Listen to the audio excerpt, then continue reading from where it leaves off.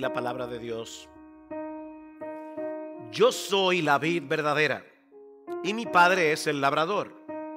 Todo pámpano que en mí no lleva fruto lo quitará, y todo aquel que lleva fruto lo limpiará para que lleve más fruto. Ya vosotros estáis limpios por la palabra que os he hablado. Permaneced en mí y yo en vosotros. Como el pámpano no puede llevar fruto por sí mismo si no permanece en la vid, así tampoco vosotros si no permanecéis en mí. Yo soy la vid, vosotros los pámpanos. El que permanece en mí y yo en él, éste lleva mucho fruto, porque separados de mí nada podéis hacer. El que en mí no permanece será echado fuera como pámpano y se secará, y los recogen y los echan en el fuego y arden. Si permanecéis en mí, mis palabras permanecen en vosotros, pedid todo lo que queréis y os será hecho. Esta noche vamos a ver a qué se refiere esta promesa. En esto es glorificado mi Padre, en que llevéis mucho fruto y seáis así mis discípulos. Una de las cosas que solemos hacer los creyentes cuando estamos compartiendo el Evangelio es recomendar a las personas que lean el Evangelio de Juan. Estoy seguro que muchos de ustedes han hecho eso. Comparten el Evangelio, la persona muestra cierto interés, quiere leer la Biblia, y uno le dice: no comiencen necesariamente por Génesis, comienza en el Evangelio de Juan. Y eso tiene sentido porque el mismo Juan nos dice que el propósito de su evangelio es llevar a sus lectores a creer que Jesús es el Cristo, el Hijo de Dios, y para que creyendo tengáis vida en su nombre. El evangelio de Juan nos presenta en una forma clara y sencilla las verdades del evangelio que un incrédulo necesita conocer para venir a Cristo en arrepentimiento y fe. Sin embargo, cuando nosotros venimos al conocimiento del Señor y continuamos leyendo el Evangelio de Juan, nos damos cuenta que contiene verdades teológicas sumamente profundas. Un comentarista dice que el Evangelio de Juan es como una playa cuyas aguas son lo suficientemente superficiales como para que un incrédulo pueda entrar por ellas en el reino de Dios, pero lo suficientemente profundas como para que el erudito más brillante se ahogue allí.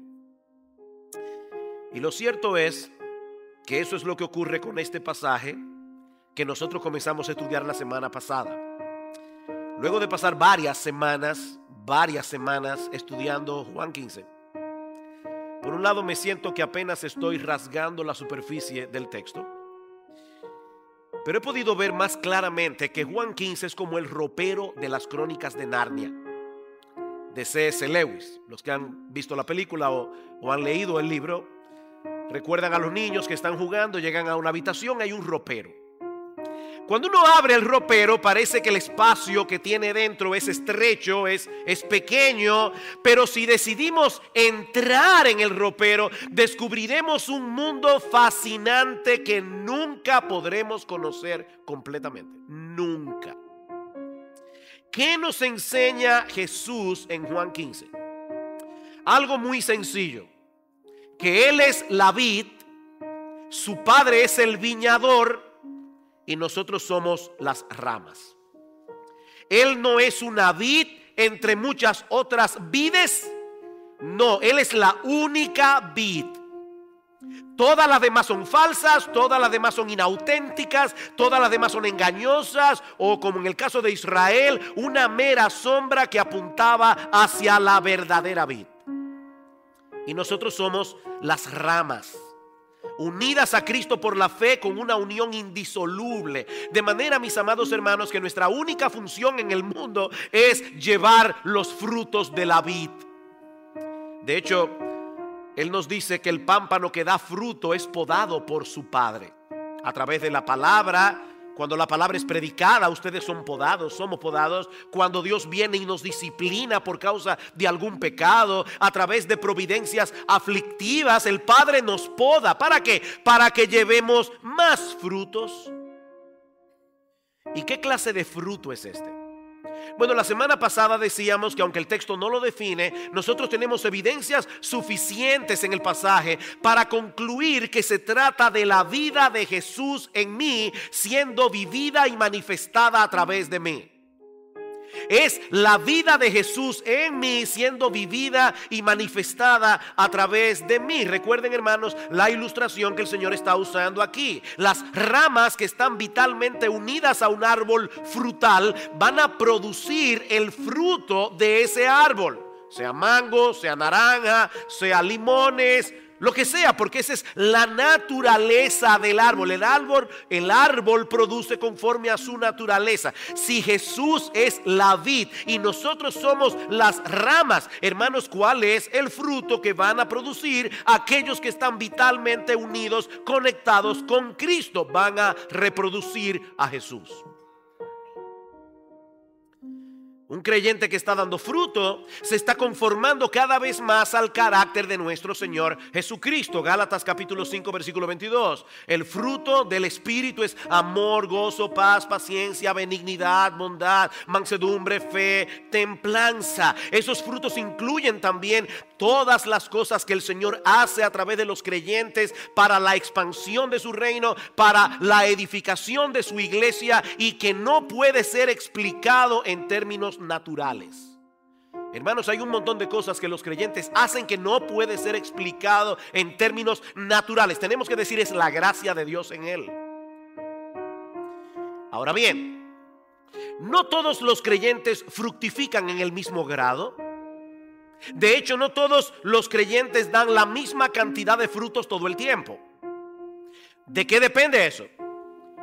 De que permanezcan en la vid. Por eso decíamos la semana pasada que en todo este pasaje no hay un solo mandamiento al creyente para que dé fruto. El único mandamiento que nosotros encontramos en la porción del 1, versículos 1 al 8 es: permanezcan en mí, porque si permanecemos en Cristo vamos a dar frutos. Así que el mandamiento no es den fruto, el mandamiento es permanezcan en mí, porque si permanecen en mí van a dar fruto. Versículo 4: permaneced en mí y yo en vosotros, como el pámpano no puede llevar fruto por sí mismo si no permanece en la vid. Hermanos, así tampoco vosotros si no permanecéis en mí. La fructificación depende de nuestra permanencia en Jesús. Estas dos palabras, permanencia y fruto, se repiten una y otra vez en este pasaje, conectada la una con la otra. Si queremos ser fructíferos, debemos permanecer en Jesús. Es interesante notar que esta palabra permanencia está en modo imperativo. Ya lo vimos la semana pasada. ¿Y eso qué significa? Que se trata de un mandamiento, no de una mera sugerencia. Eso quiere decir, mi amado hermano, mi amada hermana, que aquel que no está permaneciendo en Jesús está desobedeciendo. Es un mandato, está desobedeciendo a nuestro Señor y Salvador. Por otra parte, el tiempo del verbo que aparece aquí nos indica que se trata de algo que nosotros debemos hacer activa e intencionalmente. En otras palabras, esto no es algo que ocurre porque sí, por accidente. No, es el resultado de una acción responsable de parte del creyente. Yo sé, mis hermanos, que esto que voy a decir ahora puede sonar muy obvio, pero concédanme el agravio, permítanme el agravio, o perdónenme el agravio, debe ser. Nadie puede permanecer en Cristo en tu lugar.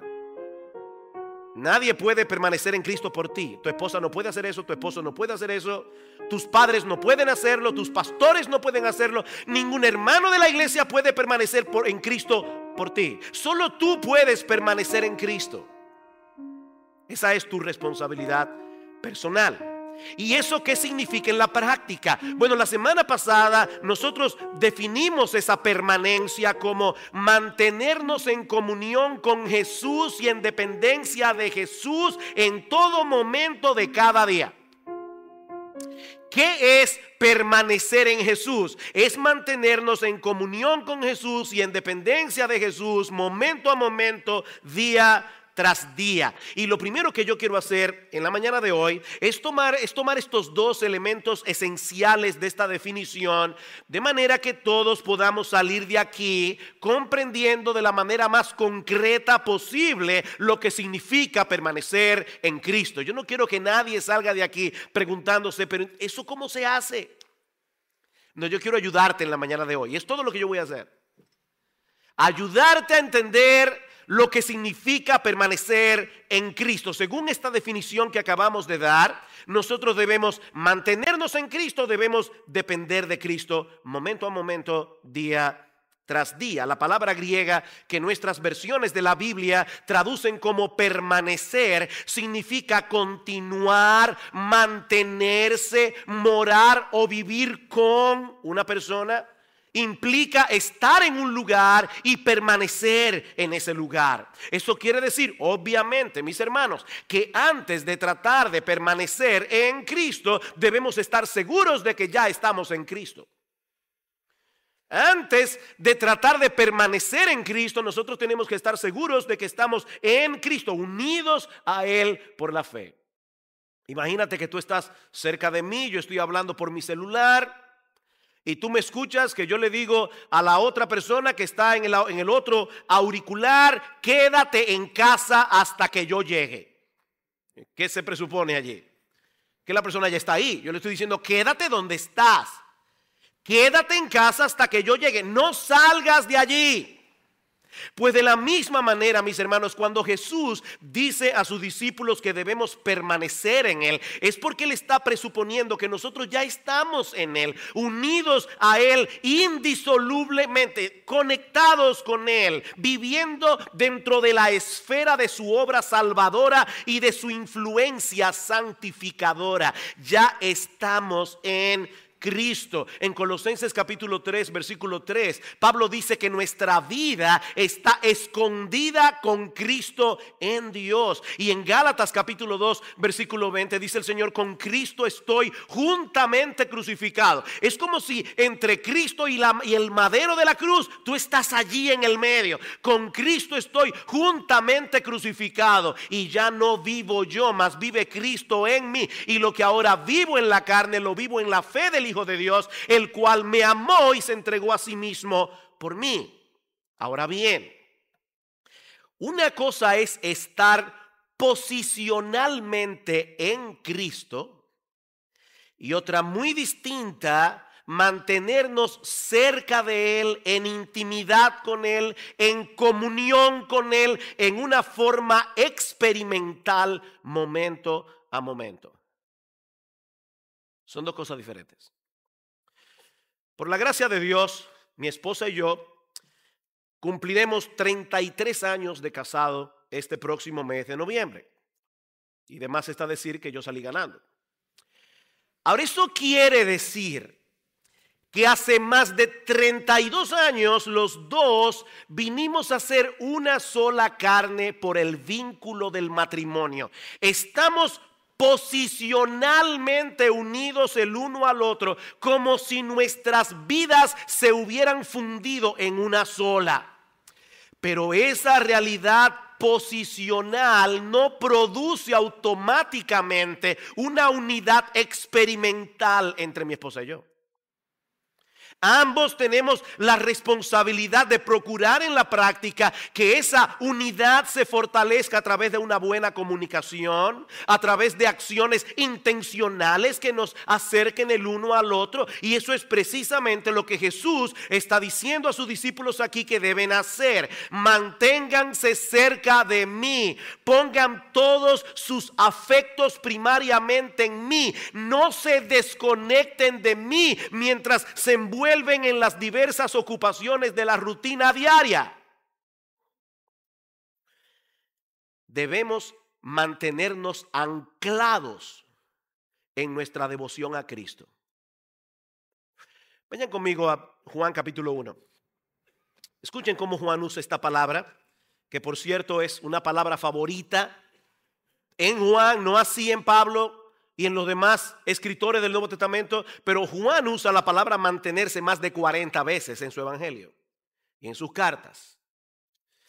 Dice en Juan capítulo 1, versículo 35, está hablando de luego que el Señor fue bautizado por Juan el Bautista. El siguiente día estaba otra vez Juan y 2 de sus discípulos, y mirando a Jesús que andaba por allí, dijo: he aquí el Cordero de Dios. Le oyeron hablar los 2 discípulos y siguieron a Jesús. Y volviéndose Jesús y viendo que le seguían, les dijo: ¿qué buscáis? Ellos le dijeron: Rabí, que traducido es maestro, ¿dónde moras? Ahí está la palabra. Maestro, ¿dónde moras? ¿Dónde te estás quedando? Versículo 39, les dijo: venid y ved. Fueron y vieron donde moraba. Y ahí está la palabra de nuevo. Y se quedaron con él aquel día. Otra vez la misma palabra. Se quedaron con él aquel día, porque era como la hora sexta. Es decir, hermanos, ellos fueron a Jesús y permanecieron con Jesús físicamente, en este caso, todo el resto del día. ¿Qué significa entonces permanecer en Cristo? Es realmente estar con Cristo, es vivir con Cristo, es interactuar y conversar con Cristo. Significa mantenernos cerca del Señor en una comunión cercana, vital y constante. Juan Carlos Ryle nos dice en su comentario de Juan que es como si el Señor estuviera diciéndonos: aférrense a mí. No se suelten de mí, vivan una vida de comunión íntima y cercana conmigo. Acérquense cada vez más, depositen todas vuestras cargas, todos vuestros pesos sobre mí. No se suelten ni un solo momento, arraíguense en mí. Mis hermanos, ¿acaso no es verdad que hay muchos momentos en que nuestras mentes andan divagando, entretenidas en tantas cosas, que no estamos apercibidos de que el Señor está ahí? ¿O eso solamente me pasa a mí?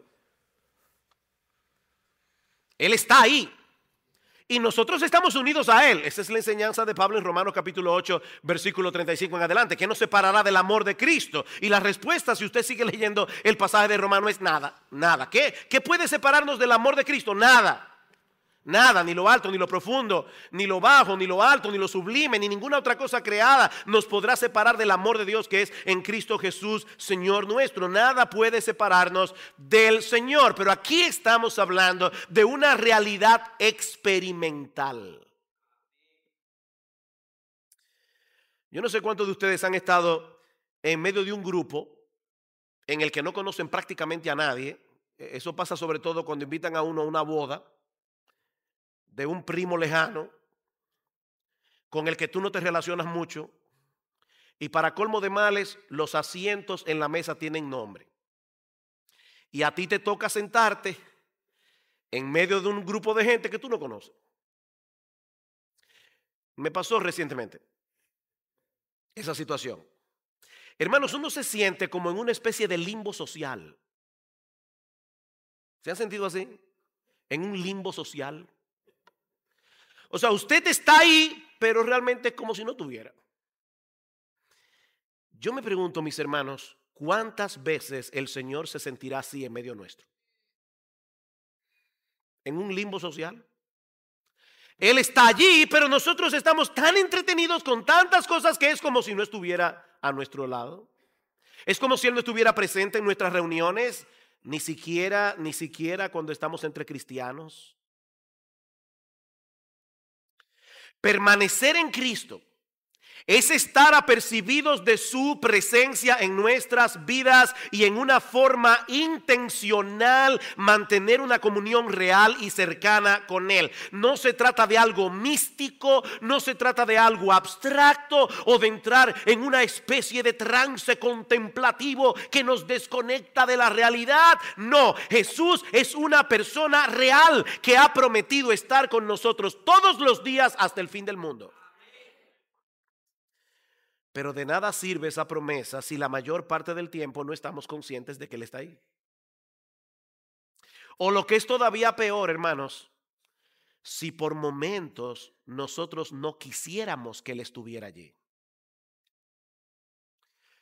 Pastor, pero ¿y eso puede pasarle a un creyente?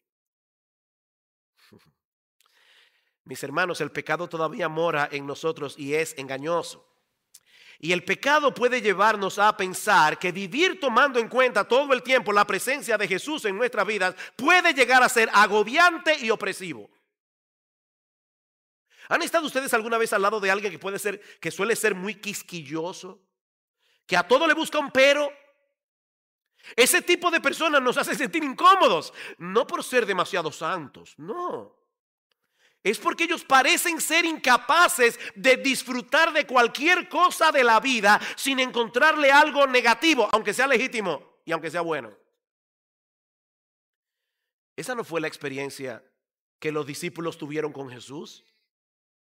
Recuerden, hermanos, que ellos convivieron con él íntimamente por más de 3 años, y ahora que el Señor les ha dicho que se va, ellos no respiraron aliviados, no, sus corazones se llenaron de tristeza. ¿Saben por qué? Porque ellos no querían separarse de Jesús, porque ellos habían experimentado en la práctica que estar al lado de Jesús, como dice David en el Salmo 16, es experimentar plenitud de gozo, delicias a su diestra para siempre.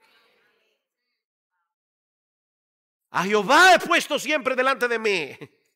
Por tanto se gozó mi corazón. Se gozó mi corazón. Queridos hermanos, Jesús vino a darnos vida y vida en abundancia. Si queremos disfrutar de esa realidad a plenitud, debemos mantenernos cerca de Él, cultivando una relación experimental, íntima y cercana con nuestro bendito, precioso, glorioso, maravilloso y exaltado Señor y Salvador Jesucristo. Pero no solo eso.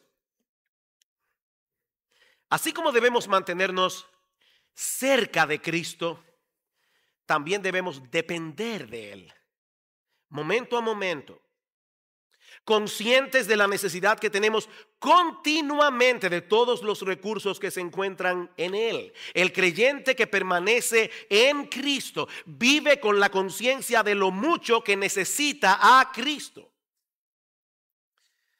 Él sabe que cuando está atribulado, solo podrá encontrar en Jesús el consuelo que su alma necesita. Él sabe que cuando nos sentimos desfallecer, solo en Cristo podemos encontrar el aliento y el estímulo necesario para seguir corriendo la carrera. Que cuando nos sentimos asediados por la tentación, solo en Cristo podemos encontrar la fortaleza necesaria para poder resistir. Y cuando queremos poner nuestros dones en operación para la expansión de su reino, para la edificación de su iglesia, nosotros sabemos que solo de Él podemos recibir los recursos de su gracia para poder ministrar eficazmente. Separados de mí nada podéis hacer. Es por eso que Pablo dice en Filipenses capítulo 1 versículo 21: para mí el vivir es Cristo. Pablo, ¿cómo tú defines la vida cristiana?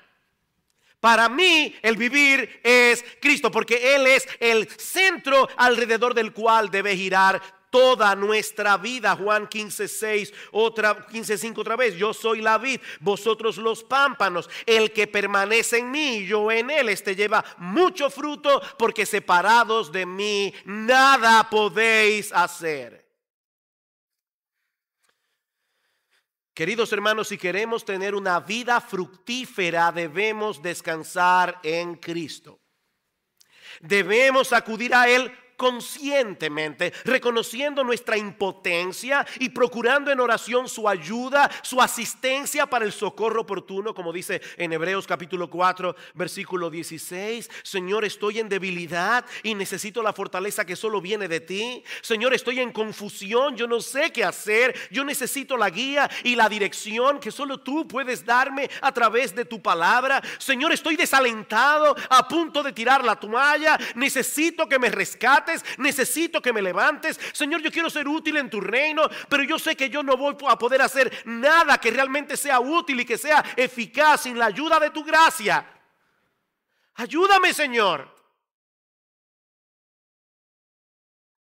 Mi hermano, no olvides que nosotros somos meras ramas que no pueden producir por sí mismas absolutamente nada, si no es por la savia que fluye del tronco de la vid.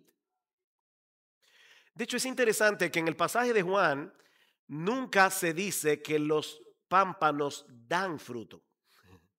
Eso es interesante, siempre dice que llevan fruto. No sé si se dieron cuenta. En todo el texto dice que llevan fruto. Porque el que produce el fruto es Jesús. Y nosotros, las ramas, llevamos los frutos. Mantente aferrado a la vid para que puedas llevar los frutos que solo la vid puede producir. Ahora, yo le decía al principio de este mensaje, yo no quiero arriesgarme a que algunos creyentes salgan de este lugar sin entender todavía cómo llevar esta enseñanza a la práctica. Así que habiendo visto los dos elementos esenciales que componen nuestra permanencia en Cristo, mantenerse en Jesús, depender de Jesús, ahora yo quiero que veamos otros dos elementos que son indispensables para nuestra permanencia en Jesús. Nosotros podríamos mencionar otras cosas, pero estos dos son indispensables para nuestra permanencia en Jesús, y el primero es su palabra. Su palabra. Si queremos permanecer en Cristo, dice el Señor, sus palabras deben permanecer en nosotros. Versículo 7, si permanecéis en mí y mis palabras permanecen en vosotros, pedid todo lo que queréis y os será hecho. Yo le decía al principio, esta tarde, si el Señor lo permite, vamos a ver lo que significa esta maravillosa promesa en cuanto a la oración. Pero ese no es el punto que yo quiero tratar ahora. Jesús está diciendo aquí, si permanecéis en mí y mis palabras permanecen en vosotros. John Piper, hablando acerca de esto, dice, la morada de Cristo en nosotros es intercambiable con su palabra morando en nosotros. Él es la palabra encarnada y esta es la palabra de Cristo escrita.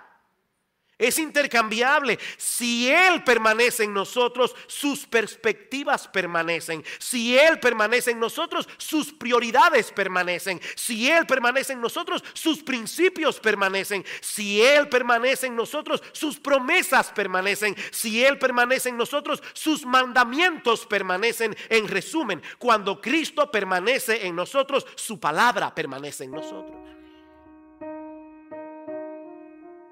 Esa es la enseñanza de Pablo en Romanos capítulo 12, versículo 2, que de hecho allí encontramos algo extraño gramaticalmente hablando, porque Pablo dice, no os conforméis a este siglo, sino transformaos por medio de la renovación de vuestro entendimiento. Lo extraño de ese pasaje es que el mandamiento transformarse está en voz pasiva, y aquellos que hace mucho que no pasaron por la escuela saben que en la voz pasiva el sujeto recibe la acción del verbo. De manera que lo que Pablo está diciendo allí es, déjense transformar. Déjense transformar. ¿Cómo? Por medio de la renovación de vuestro entendimiento, empapando vuestra mente con la palabra, para que la palabra despeje las tinieblas con las que llegamos a Cristo. Hermanos, todos nosotros llegamos con prejuicios al evangelio. Todos nosotros llegamos con mentiras al evangelio, creyendo cosas que no son verdad. Pero Cristo viene con su palabra y nos trae luz y comienza a despejar esas tinieblas. ¿Saben qué, hermanos? Cada vez que nosotros actuamos conforme a la voluntad de Dios revelada en su palabra, no es simplemente que nos estamos apegando a un código de conducta. Hay creyentes que lo ven así. Este es el código para participar de este club. Estas son las reglas. No, hermanos, no. No es un código de conducta. Nuestro Señor Jesucristo está vivo, morando y actuando en nuestro interior por su palabra viva. Él está vivo y Él está actuando en nuestro interior por medio de su palabra viva. La palabra de Dios es viva y eficaz, de modo que nosotros podemos y debemos interactuar con Jesús en nuestra vida diaria, tomando en cuenta sus opiniones reveladas en su palabra, que por cierto siguen tan vigentes hoy como cuando fueron originalmente escritas. Señor, tú dices en tu palabra que esto debe manejarse de esta o esta manera, no como me dice mi corazón. Gracias, Jesús, porque no me dejaste en oscuridad con respecto a este asunto. Gracias por haber traído este texto o este principio de tu palabra a mi memoria en esta disyuntiva de mi vida. Señor Jesús, ayúdame a obedecerte. Señor Jesús, ayúdame a creer de todo corazón que tus caminos son infinitamente mejores que los míos. Ayúdame, Señor, a recordar en todo momento que tú viniste para que tengamos vida y vida en abundancia. Inclina, Señor, mi corazón a la obediencia para que yo pueda disfrutar de esa vida abundante que tú viniste a darme. Mis hermanos, no existen atajos para una vida cristiana fructífera.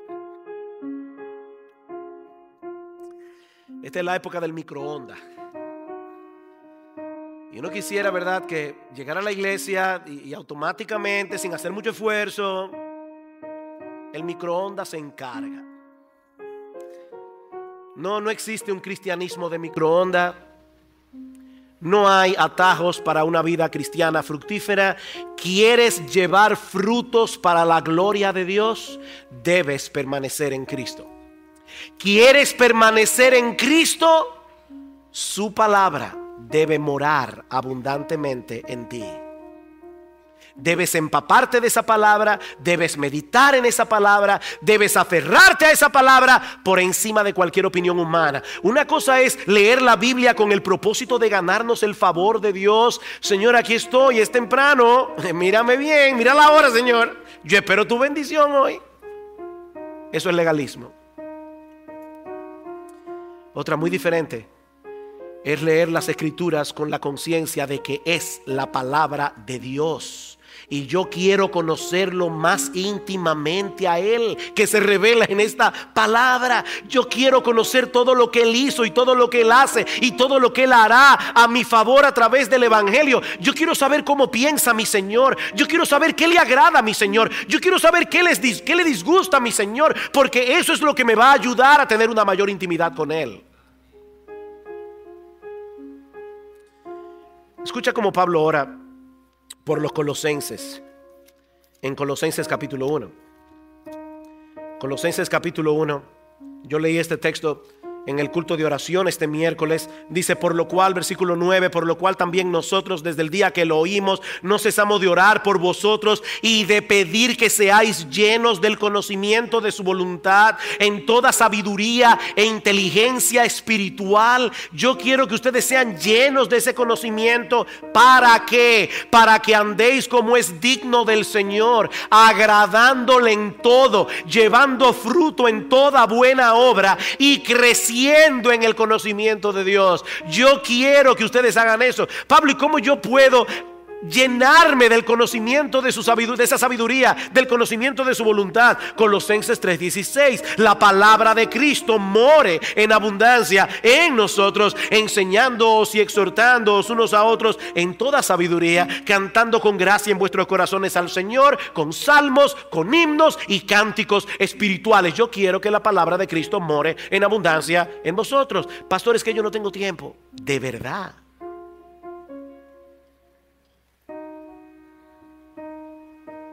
Dice John Piper que si para algo va a servir el Facebook y el Twitter en el día del juicio, es demostrar que la falta de oración y de lectura bíblica no era falta de tiempo. Que tú no tienes tiempo.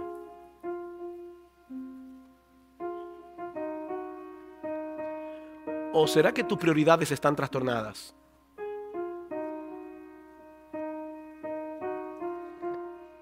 ¿Quieres permanecer en Cristo? Procura que su palabra permanezca en ti. Esta semana alguien publicó en el correo de citas edificantes. Yo no sé si es Salvador o si eres tú que haces las citas edificantes, pero publicó una cita de J.D. Greer que dice: lee tu Biblia como si tu vida dependiera de ello, porque realmente es así.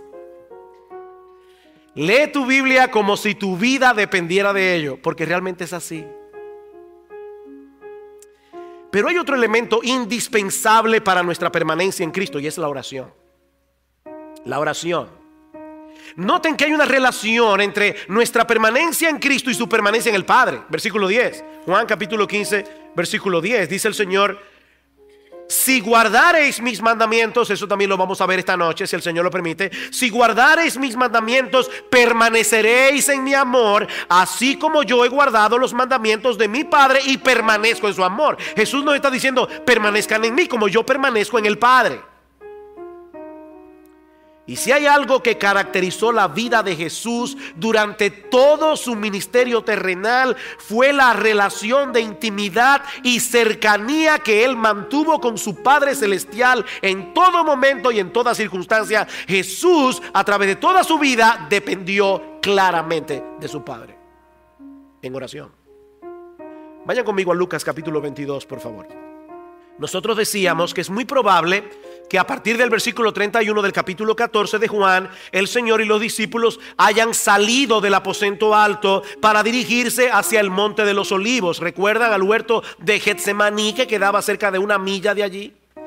Pero ahora escuchen este detalle que Lucas incluye en su evangelio y que no aparece en el evangelio de Juan. Versículo 39 de Lucas 22. Y saliendo probablemente del aposento alto para irse al huerto de Getsemaní, y saliendo se fue como solía al monte de los olivos. El huerto de Getsemaní quedaba en la pendiente del monte de los olivos. Se fue como solía al monte de los olivos, y sus discípulos también le siguieron. Y allí nosotros vemos a Jesús orando al Padre. La palabra que yo quiero que ustedes resalten en sus Biblias en esta mañana es como solía. ¿Qué significa eso? Esto nos hace ver que eso no fue un hecho aislado en la vida del Señor. Esto es algo que él acostumbraba a hacer, apartarse al huerto de Getsemaní para estar a solas con su Padre Celestial. Escuchen Mateo 14:23. Despedida la multitud, subió al monte a orar aparte. Y cuando llegó la noche, ¿qué significa eso? O que cuando Jesús llegó al monte todavía no era de noche. Fue a pleno día todavía, o quizás en el atardecer.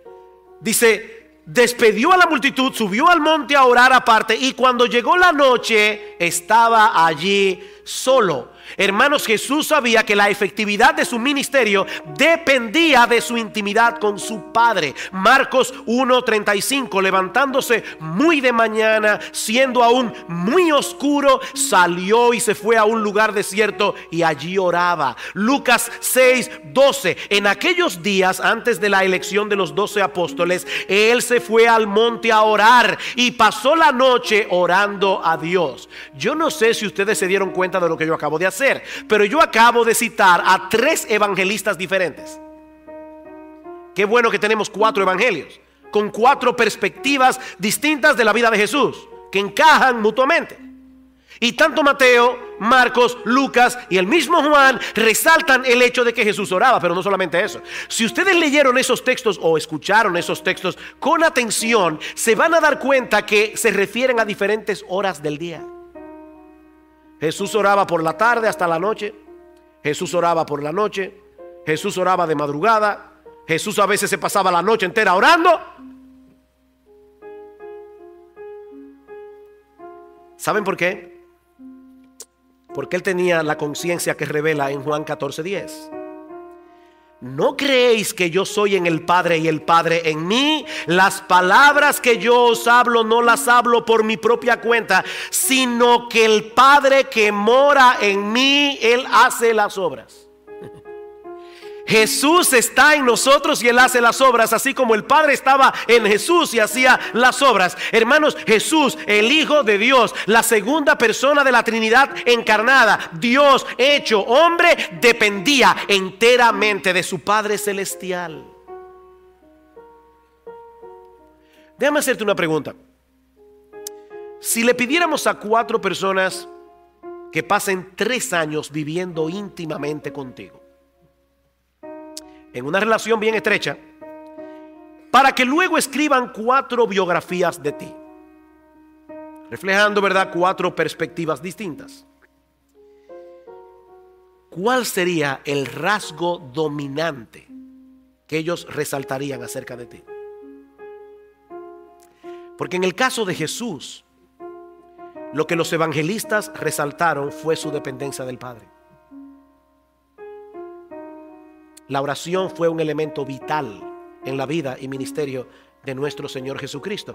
Y ahora que Él está a punto de partir y dejar la responsabilidad de su obra en manos de los discípulos, sus discípulos hasta ahora estaban a la sombra, Jesús era el protagonista, ahora Jesús se va, ellos van a ser los maestros, ellos van a ser los líderes, ellos van a ser los evangelistas, ellos van a hacer la obra que Jesús estuvo haciendo por 3 años y medio. ¿Y saben lo que le ordena a Jesús?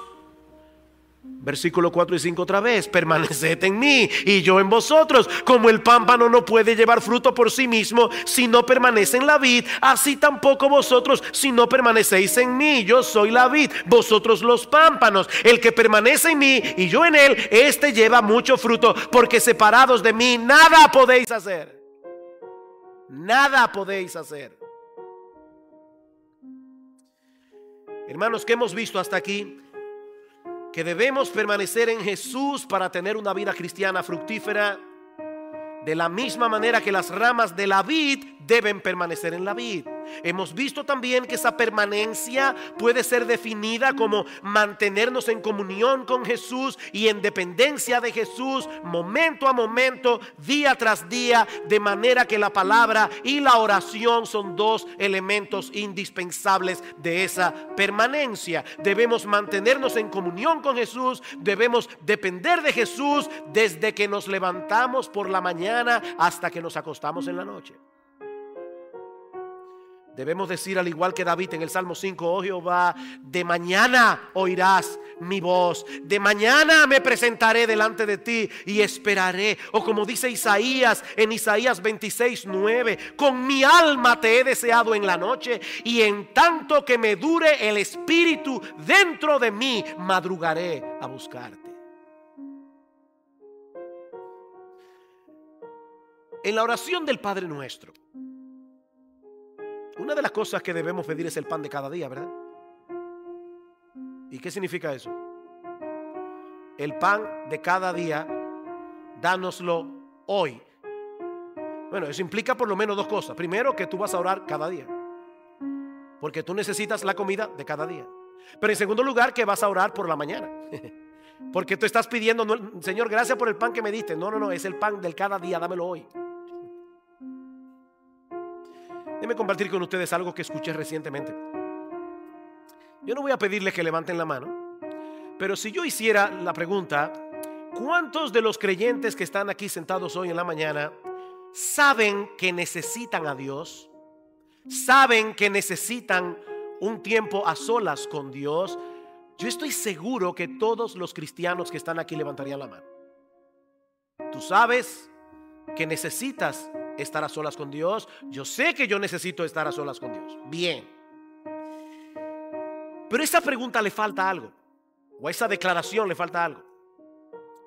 Tú necesitas a Dios, yo necesito a Dios, pero lo que le falta a esa declaración es que Él quiere estar con nosotros. Déjame volver a repetir eso otra vez. Tú necesitas a Dios y Él quiere estar contigo. Él quiere estar contigo si eres creyente. Nosotros no somos una interrupción en el itinerario de Dios. Óyeme, yo que estoy tan ocupado y aquí está esto otra vez. No.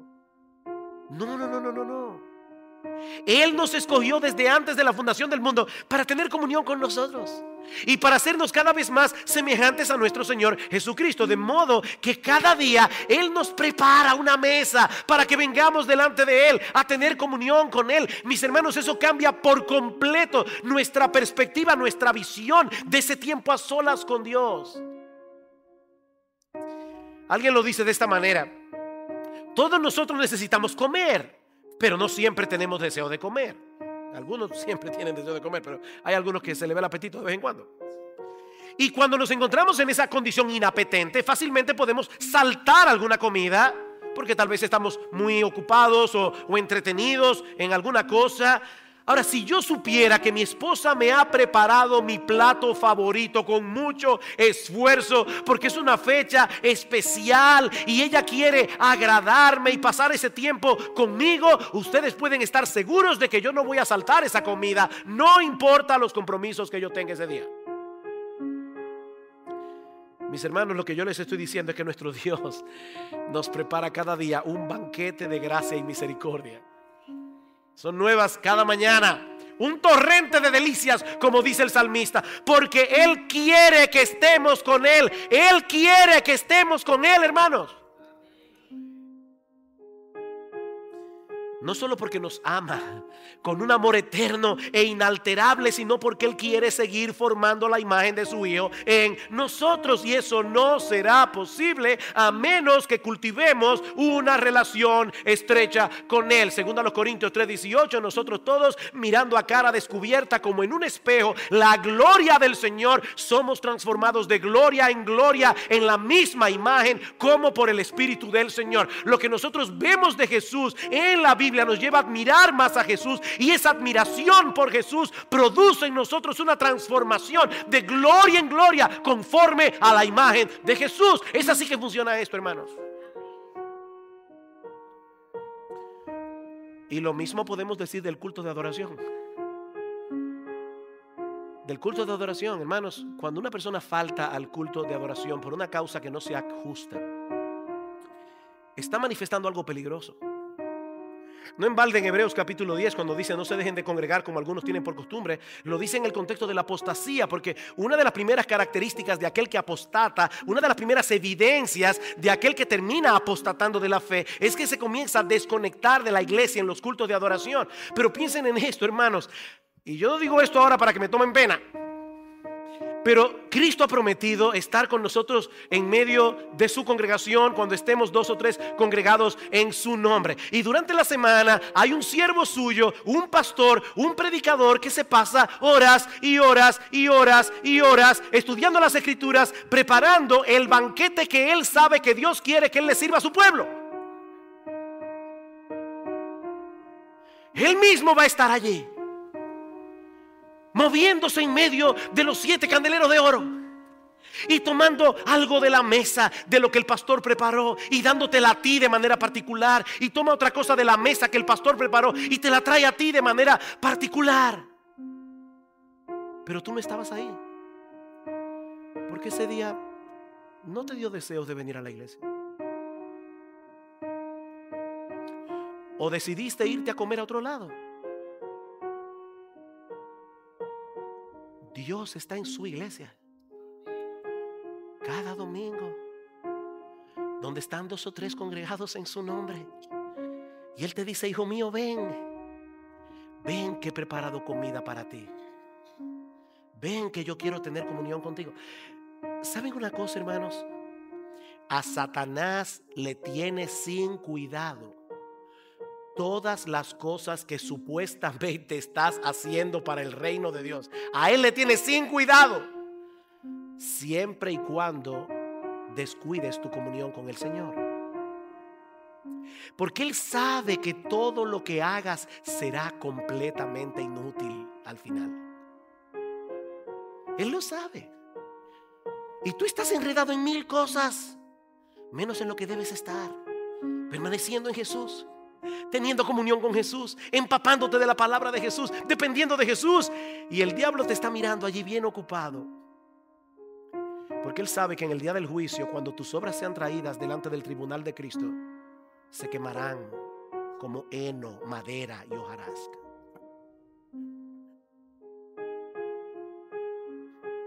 Mi amado hermano, déjame hacerte una pregunta. ¿Cómo está tu comunión con el Señor? ¿Qué tan conscientemente tú vives delante de Él cada día? ¿Qué tanto mora su palabra en ti? ¿Qué tanto dependes de Él en oración?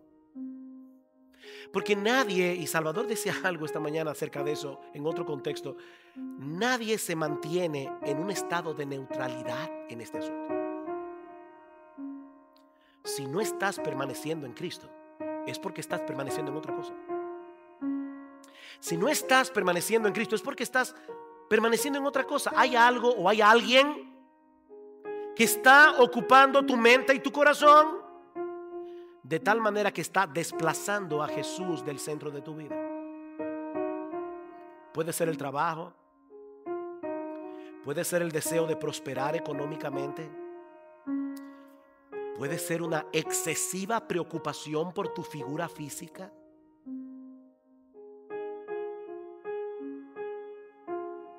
Muchas horas en el gimnasio, pocas horas de estudio de la palabra de Dios. Y por favor, que nadie me vea como un predicador legalista, fundamentalista. Yo estoy diciendo simplemente lo que el texto está enseñando, que nosotros debemos permanecer en Jesús. Y que eso no ocurre por casualidad. Eso no ocurre por accidente. Muchas horas moleando en las tiendas, como decía un joven aquí, perdiendo el tiempo.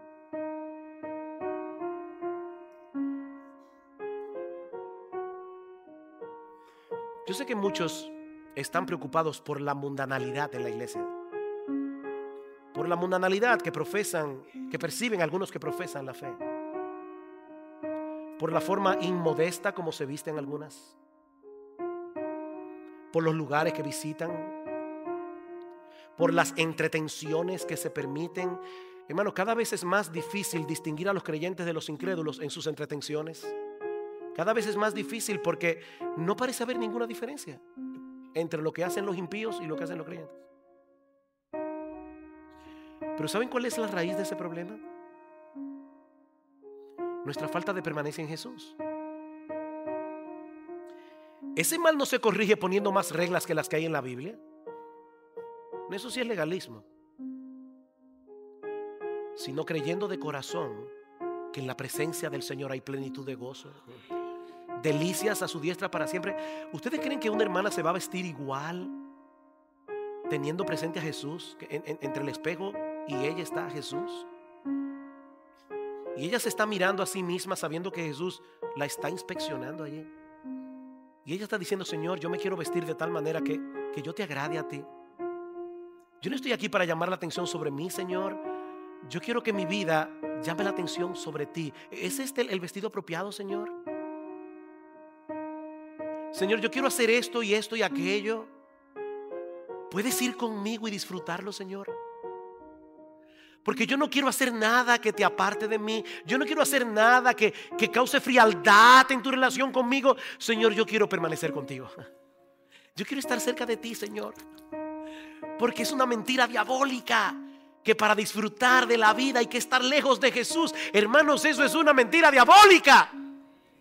En tu presencia hay plenitud de gozo, delicias a tu diestra para siempre. Señor, yo quiero estar contigo. Yo no quiero apartarme de mí ni un milímetro, Señor. Por eso les decía, hermanos, yo creo que si nosotros aplicáramos un 15% de esto, nuestras vidas serían completamente transformadas. La iglesia sería transformada. Esta tarde el Señor, si el Señor lo permite, vamos a ver algunas de las cosas que suceden en la vida de aquellos que permanecen en Jesús. Yo los invito a estar esta tarde a disfrutar de la cena del Señor, donde vamos a recordar su muerte. Yo estoy seguro que estas cosas tienen que haber herido tu conciencia, porque hirieron la mía, hermanos. Hirieron la mía en esta semana. Yo he tenido que examinarme a mí mismo y decir: Sugel, ¿dónde está tu mundanalidad? Porque es muy fácil denunciar la del otro. Pero qué bueno que en Cristo hay perdón. Qué bueno que su sangre nos limpia de todo pecado. ¿Para qué? ¿Para que tomemos el pecado a la ligera? No, para que levantemos las rodillas paralizadas, las manos caídas y hagamos sendas derechas para nuestros pies, para que nosotros sigamos corriendo la carrera con los ojos puestos en Jesús, el autor y el consumador de nuestra fe. Hay perdón en Cristo. Y esta tarde vamos a ejemplificar eso en la cena del Señor.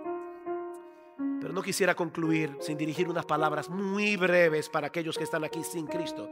Mi amigo, nadie puede permanecer en Cristo sin estar primero unido a Cristo por la fe. Recuerda que Él es la vid verdadera, la única vid que ofrece salvación y vida eterna para todos los que creen en Él. Mi amigo, solo en Cristo hay perdón de pecados. Solo en Cristo hay reconciliación con Dios. Solo en comunión con Él puedes tener una vida verdaderamente fructífera. No solamente aquí y ahora, sino por toda la eternidad.